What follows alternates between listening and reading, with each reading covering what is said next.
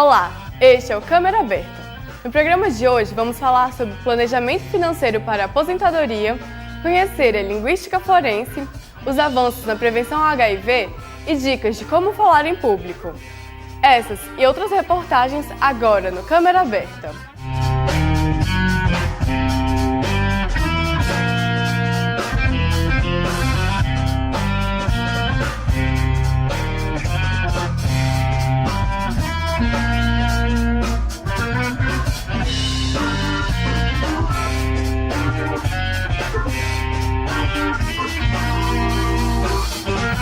Memes, mensagens de bom dia, brigas no grupo da família.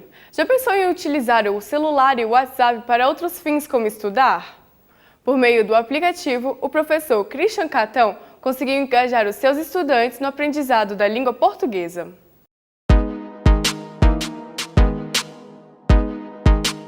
O WhatsApp, esse aplicativo que é tão utilizado aí pelas pessoas e principalmente pelos jovens, ele pode ser utilizado sim para potencializar as aulas de língua portuguesa. Por exemplo, se eu vou trabalhar com um determinado conteúdo gramatical, 2 dias antes eu já envio para ele dicas. Então isso faz com que, na verdade, o ensino da língua portuguesa tenha um sentido. Nós não estamos trabalhando simplesmente com frases isoladas, mas com a aplicação da gramática por meio do texto. Se todo mundo aí tiver com celular, eu vou enviar uma questão que diz respeito à chave e vocês vão me responder por meio do WhatsApp. Eu percebi que os alunos, de certa forma, ficavam mais interessados em relação aos conteúdos. Eu achei uma ideia bastante interessante, porque nós já temos esse contato com o WhatsApp, uma coisa que é nossa do dia a dia, e usar a tecnologia em favor do conhecimento é muito interessante. Até fora da escola é o que a gente está mais conectado.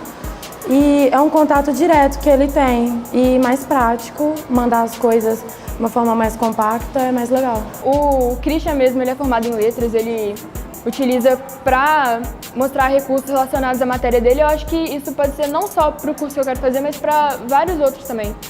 Isso pode ajudar tanto no ensino médio quanto na faculdade mesmo, para passar informação para quantas pessoas puder. Isso ajuda a aproximar o aluno do professor, quando para a matéria, e ainda mais no terceiro ano, que é bem importante para a gente.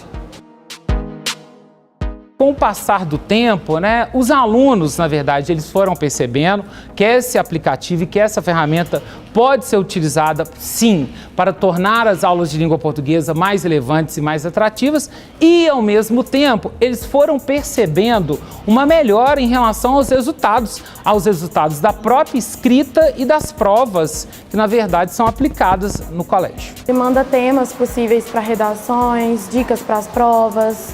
É mais fácil de estudar em casa com as dicas que ele dá no WhatsApp. Muitas coisas que eu realmente não sabia sobre como escrever, ele manda pra gente na hora ali, eu visualizo e já me ajuda. Que o WhatsApp também, de certa forma, cria um maior laço, um laço entre o professor e o aluno, que o aluno, na verdade, ele se torna mais cúmplice do conteúdo que está sendo dado em sala de aula.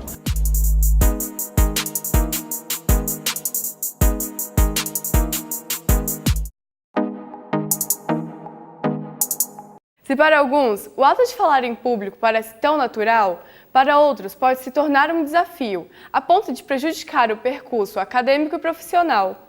Conheça algumas dicas para melhorar a desenvoltura na hora de se expressar.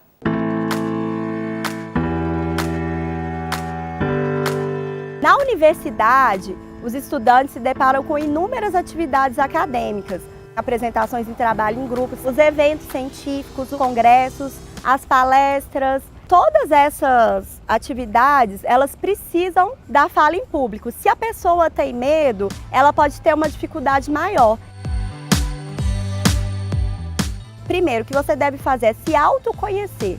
Autoconhecer a sua comunicação, que pode melhorar, que é positivo, o que é negativo, saber o que tem de melhor dentro de você. Segundo, você sempre dominando o seu discurso, fica muito mais fácil de você se conectar com o seu público. Terceiro, organize suas ideias quando você for falar em público. Sempre tenha ideia de ser objetivo, de ser claro. Outro ponto é ter o pensamento positivo. Pensamento positivo ajuda muito a aliviar sintomas de ansiedade. Por exemplo, tremor, o suor, esfriamento das mãos, aceleração da frequência cardíaca, aceleração da frequência respiratória E a boca seca. Quando falar em público, faça sempre contato visual com a pessoa que você está falando. Olhar nos olhos das pessoas passa credibilidade para você. Faça gestos que acompanhem o seu corpo, que gestos expansivos, gestos abertos, que mostram que você quer comunicar. Trabalhar a articulação através de estratégias que utiliza a técnica da rolha. 1, 2, 3, 4, 5. Fazer uma projeção vocal através de tubo ou um canudo. Vamos lá de novo? Quando você for fazer alguma apresentação, grave essa apresentação antes, treine em frente ao espelho, veja o que você pode melhorar, mas veja como uma oportunidade positiva, não como uma oportunidade para te sabotar, para você se sentir incapaz de realizar aquela tarefa. Quanto mais você treina, melhor você fica.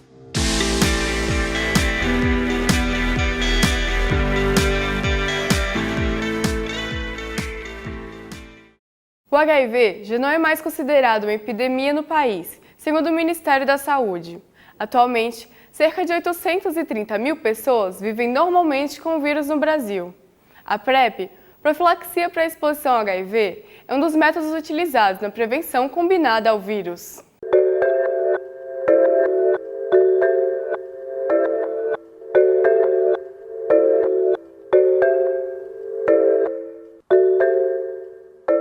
A PrEP é uma sigla que significa profilaxia pré-exposição e se refere a prevenir ou reduzir a chance da transmissão sexual do HIV a partir do uso de medicamentos antirretrovirais, 2 tipos diferentes de medicamentos combinados em um só comprimido, que deve ser tomado diariamente por aquelas pessoas que têm basalmente um risco aumentado de contrair a infecção do HIV. Originalmente, a PrEP tem sido estudada para populações-chave. Anteriormente, essas populações eram descritas como grupos de risco, mas para fins de redução do estigma e do preconceito, a gente evita essa terminologia. Mas, de fato, nós temos dados epidemiológicos que alguns segmentos populacionais têm maior risco de aquisição do HIV, seja pelo tipo de prática sexual, seja pelo número de parceiros ou parceiras, seja por ter relações com pessoas que vivem com HIV. Então, essas pessoas que foram estudadas, consideradas de risco aumentado para a PrEP, são profissionais do sexo, gays, masculinos ou homens que fazem sexo com homens, é uma terminologia epidemiológica, científica, que não entra no mérito da pessoa se considerar a partir da orientação sexual gay ou não, mas que tenham a prática do sexo anal insertivo ou penetrativo, e os casais sorodiferentes, aqueles casais que têm, sejam entre homens, entre mulheres ou entre homem e mulher, que um tenha o HIV e o outro não tenha. Essas são as populações chaves prioritárias para as quais a PrEP está direcionada. A estratégia da PrEP é de uso do medicamento continuado, a partir de uma identificação pessoal e avaliado por um profissional de saúde capacitado de que há um risco aumentado para a infecção do HIV dentro desses grupos prioritários ou populações chaves, o medicamento deve ser iniciado e a partir do 7º dia ele já começa a conferir essa maior proteção para a transmissão do HIV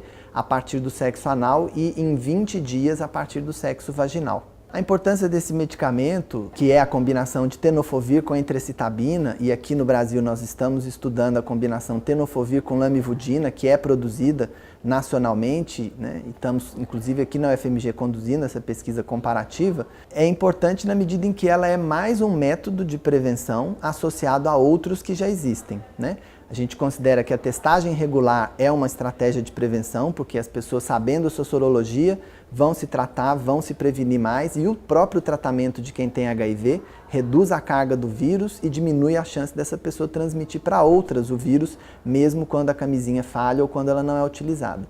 Então a gente tem a profilaxia pós-exposição, depois de uma relação sexual de risco ou acidente pérfuro cortante ocupacional ou não de risco para transmissão, usar a medicação antirretroviral por 28 dias também diminui a transmissão, o risco da transmissão do HIV. E a PrEP vem compor, junto com o preservativo, com a profilaxia pós-exposição, com testagem regular, fazer uma composição de prevenção combinada. O Brasil continua, assim, na vanguarda né, na política de atenção às pessoas que vivem com HIV/AIDS e nas estratégias de prevenção. Mas ela é só mais uma, não deve abandonar as outras que já existem.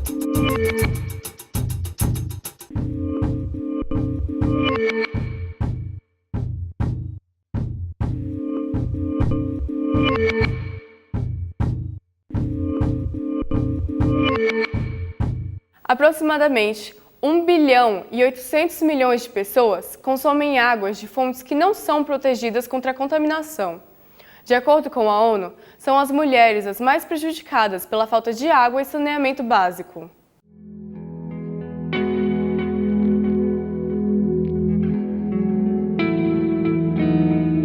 A ONU, ela reconhece a água e esgotamento sanitário como um direito humano, de modo que é um direito que tem que ser garantido independente do contexto local, né? Por exemplo, como as relações de gênero e saneamento. Quanto mais tradicional, né, é o meio de vida, é o modo de vida, e em ausência de serviços de saneamento, de soluções de saneamento, há um impacto maior sobre as mulheres. Para minha pesquisa de mestrado, eu visitei 3 comunidades rurais e nelas eu pude constatar muito bem quão as mulheres são mais impactadas pela falta de saneamento. Em uma das comunidades, as mulheres optam pelo uso de saias, porque nessa comunidade não há estrutura sanitária, né? Então elas têm que defecar no mato.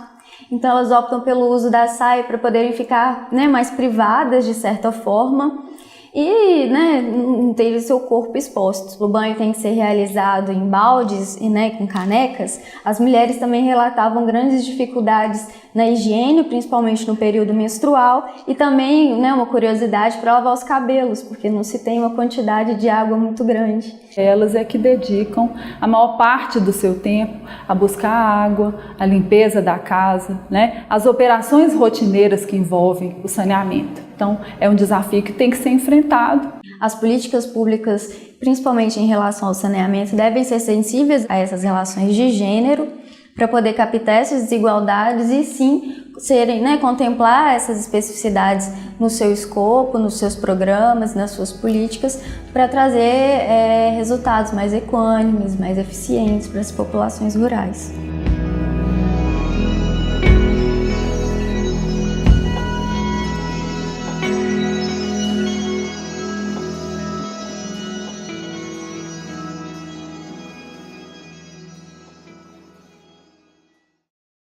Você já imaginou como um texto pode ajudar a identificar um criminoso?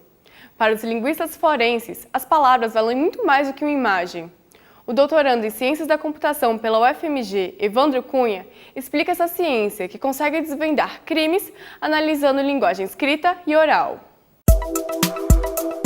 Uma parte da linguística forense é aquela que usa métodos e conhecimentos da linguística para tentar ajudar na investigação, por exemplo, investigação criminal. Analisar texto, seja ele escrito ou oral, para identificar características de quem produziu o texto e como que isso pode ser útil para investigação. Isso tem uma série de aplicações. Um exemplo que historicamente já aconteceu várias vezes é o de identificação da autoria de cartas de suicídio. Existem crimes, ou existem situações criminais em que acredita-se que houve um suicídio, existe uma carta de suicídio, mas existem também indícios mostrando que talvez não tenha sido suicídio, mas tenha sido homicídio. Então, hoje a gente tem ameaças online, então uma pessoa recebe uma ameaça, essa ameaça ela pode ser analisada por um linguista forense para tentar identificar características linguísticas daquele texto, para identificar características da pessoa que poderia ter escrito aquele texto. Por exemplo, a idade, o gênero,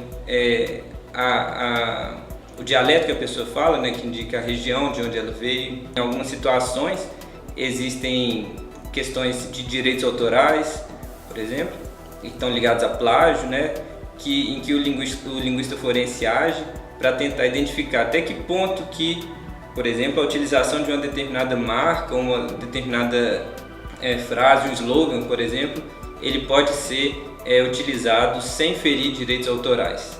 Um caso muito famoso de utilização de métodos da linguística forense é o caso conhecido como Unabomber, né, que foi um caso nos Estados Unidos, que durante muitos anos eram enviadas cartas, encomendas bomba, né, então elas vitimaram várias pessoas e nunca se soube quem era o autor desses atentados, né?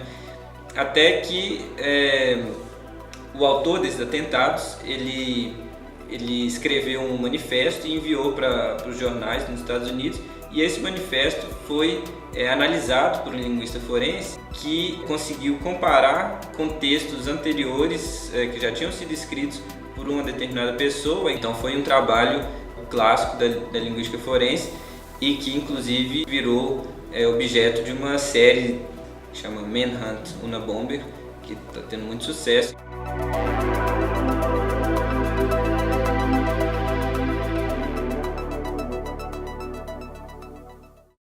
Automobilístico, eletrônico, aviação. Diversos são os setores que utilizam cada vez mais o plástico como matéria-prima. Mesmo com tantas utilidades, o mau gerenciamento desses resíduos pode causar problemas sérios ao ambiente.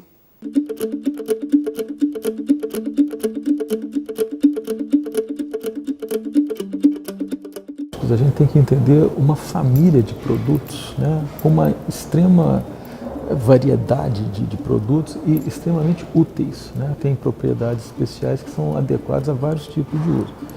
Então, embora eles tenham sido criticados e com muita razão, eles são muito úteis. Eles são utilizados e em seguida várias dessas toneladas vão ser descartados.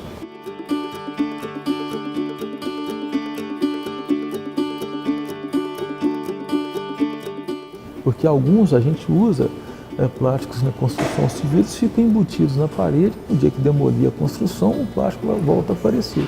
Mas eles não ficam soltos no meio ambiente. Uma parte do que é descartável volta para o meio ambiente e, sendo mal gerenciada, vai causar problemas.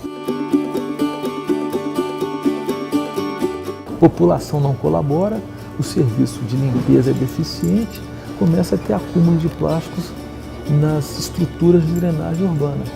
Então, quando dá uma chuva muito forte, que é muito comum na nossa região, as estruturas estão literalmente entupidas com plásticos que são volumosos, né, e acabam impedindo a passagem de água, causando alagamentos, empoçamentos, inundações ou acentuando problemas. Outro tipo de problema é que eles dos rios vão para os oceanos e acabam sendo consumidos por animais que confundem o plástico como se fosse alimento. Então todo mundo já viu a cena da tartaruguinha, do pássaro do peixe que está engasgado, né? Porque esse material é muito estável, então ele demora para se degradar. Um plástico demora 100 anos, 200, depende das condições às quais ele estiver submetido. Mas essa demora em se degradar acaba comprometendo a possibilidade dele ser reinserido natural ou artificialmente nos grandes ciclos que a natureza tem para poderem reprocessar, em que a natureza consegue reprocessar esses materiais. As sacolinhas são subutilizadas e depois vão virar lixo, né? Se a gente usasse devidamente e depois de usar tivesse o cuidado para encaminhar para reciclagem ou dispor adequado, esse problema, com as mesmas taxas de produção, seria minimizado. O mau uso que está sendo dado, o uso indiscriminado, sem que as pessoas se controlem, né? Então a gente fica satisfeito em ir ao supermercado e pegar tantas sacolinhas, muito mais do que seria necessário. Então, insisto, não é o plástico em si que está causando problema. Talvez uma superprodução mal administrada.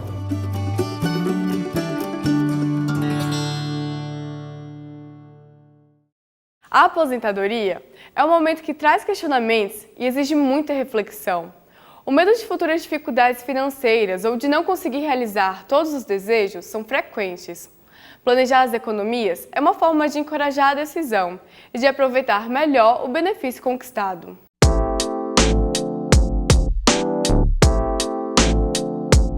A gente vê as pessoas muito sem planejamento para a questão da aposentadoria. E eu consegui fazer um planejamento bem antecipado e fui pensando nisso mesmo. E isso me deu encorajou até eu tomar a minha decisão. E me aposentei agora em fevereiro de 2018. eu estava fazendo as economias não chegaram para mim como se fosse uma privação, não.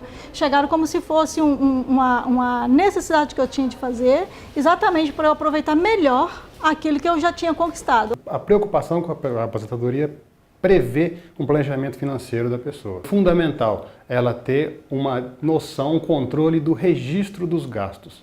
O quanto custa cada um dos gastos, o quanto que vai do orçamento dela para cada um dos gastos do mês. Isso é fundamental, esse é o primeiro passo para daí conseguir elaborar um planejamento financeiro. Avaliar quanto que a renda dele vai mudar entre a vida ativa e a vida na aposentadoria e quais são os principais gastos que ele tem, de maneira a conseguir avaliar quais gastos ele vai manter como prioritários depois da saída do mundo profissional e entrada na aposentadoria. De início foi listar aquelas coisas que eu gastava. Onde que eu gastava meu dinheiro, como é que estava cartão de crédito, eu nunca fui de usar cheque especial, que os juros é muito alto. Então eu fui vendo onde que eu poderia me disciplinar. Hoje eu não me privo de nada, porque assim, todas as coisas que eu tirei foram coisas que realmente a gente faz porque não pensa antes de gastar. 2 dicas muito importantes. A primeira é olhar bem, estudar as oportunidades que você tem para planejamento dos gastos de saúde, em especial com os planos de saúde, né? Porque os gastos com a saúde da pessoa que entra na aposentadoria tendem a aumentar. E a segunda dica, com muito cuidado com os empréstimos consignados, que são o alvo, os aposentados são alvo preferido dessas tipos de operação e que tem que ser avaliadas com muito critério e saber, e não tomar uma parte significativa do orçamento dessas pessoas. Chega muita oferta para você comprar coisas que às vezes você nem estava planejando, empréstimos, pessoas também próximas, você pode fazer esse empréstimo para mim, né? Esse tipo de coisa que a gente sabe que existe. Então, eu não preciso, eu tenho minhas reservas, que eu posso, assim, tranquilamente usufruir sem precisar fazer esse tipo de coisa. Muitos estudos acadêmicos consideram que nem sempre nós somos racionais nas nossas tomadas de decisão, principalmente quando o assunto é dinheiro. Então, quando a pessoa não tem planejamento, quando ela não tem controle financeiro, ela é ainda mais propensa a tomar decisões com base em emoção. Ela compra um produto que não precisa, ou que já tem, ou que quer melhorar por uma pura questão de emoção, de status, e acaba usando dívida para poder adquirir esse produto. Então, ela, na verdade, acaba criando mais do que um problema, tudo isso fruto de uma compra por simples impulso ou vaidade. Eu fiz também uma lista de coisas que eu gostaria de fazer. Então, entre elas era realmente fazer as viagens que eu poderia fazer, inclusive internacionais, que eu não teria condições de fazer, mais barata, porque eu posso sair fora daquelas épocas de viagens caras, né, que está todo mundo indo, como janeiro e julho, eu posso fazer fora de temporada, então até nisso eu tenho esse favorecimento. Viagens mais econômicas e com qualidade, porque está todo mundo trabalhando e eu posso estar viajando.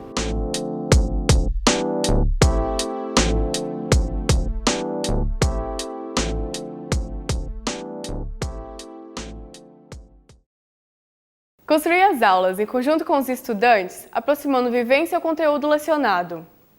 A partir dessa estratégia, a mestranda em artes, Laura Paola, desenvolveu com os alunos da Escola Estadual Josefina de Souza Lima, projeto que relacionou a forma de aprendizado com o contexto social atual. O resultado você confere a seguir.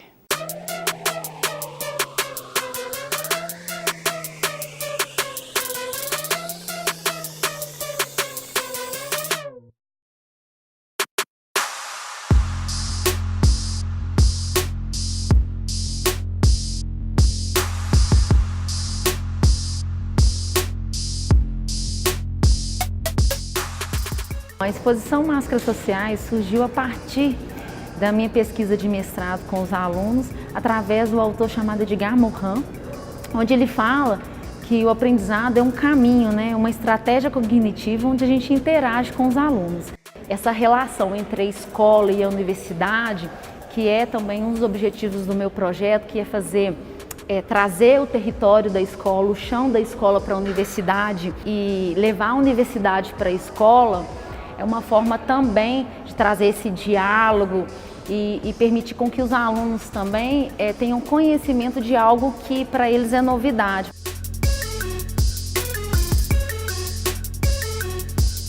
Os alunos tiveram liberdade de criação e de colocar os contextos culturais e cotidianos nas obras. Então, o que estão expressos aqui é resultado de um estudo, de um ensino de arte, onde eu tentei fazer com que os alunos expressassem todas as questões familiares, sociais, culturais, dentro das obras.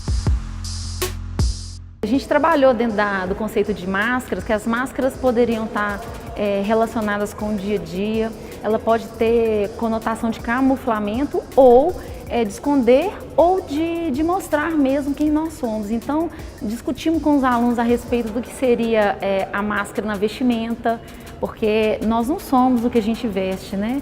Somos a nossa identidade cultural. Então, através das expressões artísticas, do estudo dessa ampliação desse conceito de máscara, os alunos puderam se identificar e se expressar através de vários contextos expressivos dentro da arte. Eu, como professora mediadora, eu ia conduzindo o processo, né? Mas eu chegava com o material e eles iam sugerindo e a gente ia construindo a próxima aula através do diário de bordo, através de um diálogo, né? Através da minha observação, a gente foi construindo e criando essas aulas com materiais variados. A partir do trabalho de tecnologia, surgiu a aula de vídeo, onde os meninos, nós usamos um programa de computador, onde os meninos foram se transformando um em outro. Teve também a releitura do Yasumasa Morimura, onde os meninos, a princípio, tinham tanta intimidade com a artista, tanto respeito, que a princípio eles tiveram dificuldade de modificar o xerox da releitura do Yasumasa Morimura pelo respeito ao artista. E aí eles foram entendendo que era para ser modificada e surgiu os trabalhos que a gente está vendo aí com interferências com escrita, com colagem, com pintura. O professor, ele é um mediador do processo de ensino, porque ele faz parte do processo de ensino. Ele constrói conhecimento com o aluno, não é passar conhecimento, é construir, né? O Câmera Aberta de hoje chegou ao fim. Você pode conferir todo o nosso conteúdo nas redes sociais.